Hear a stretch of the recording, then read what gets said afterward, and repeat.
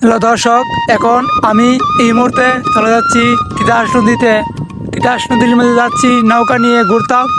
আর নদীতে যাওয়ার লগে কিছু সৌন্দর্য দেখবো, আপনাদের মাঝে তুলে ধরবো। আর সৌন্দর্য দেখার জন্য অবশ্যই আমার এই ভিডিওটি ফলো করবেন আর লাইক এবং শেয়ার করতে ভুলবেন না। নদীতে যাওয়ার পরেই একটি ট্রলার দেখতে পেলাম, অনেক বালু ছিল ট্রলারও। আবারও দেখলাম একটি ছোট ডিঙি নৌকা আসছে। এই ডিঙি নৌকাটা হয়তো আমাদেরকে নিয়ে ঘুরতে যাব।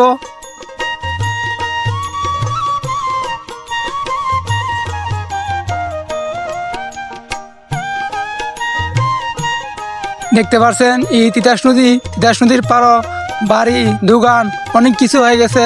আগে এক সময় কিছুই ছিল না এই নদীর পাড়ও। আমাদের জন্য যে নৌকাটি সংগ্রহ করেছিল সেই নৌকাটি নিয়ে অনেক পর্যটকরা নদী পার হচ্ছে। নদী পাড়ি দিয়েও আমাদেরকে নিয়ে তারা ঘুরতে যাব।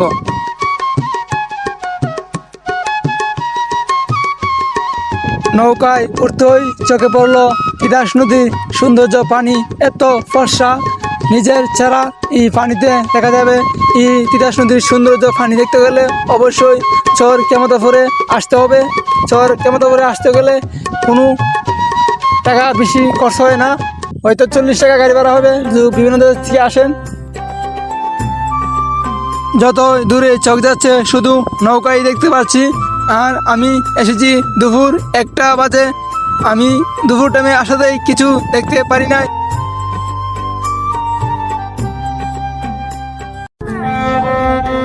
দেখতে পাচ্ছেন তিতাস নদীতে শুধু আমরা দুইজন আইছি ঘোরার জন্য।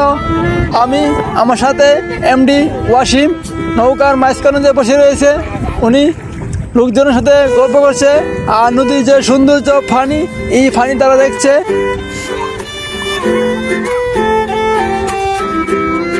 নৌকা নিয়ে নদীতে ঘুরলে অনেক শান্তি লাগে।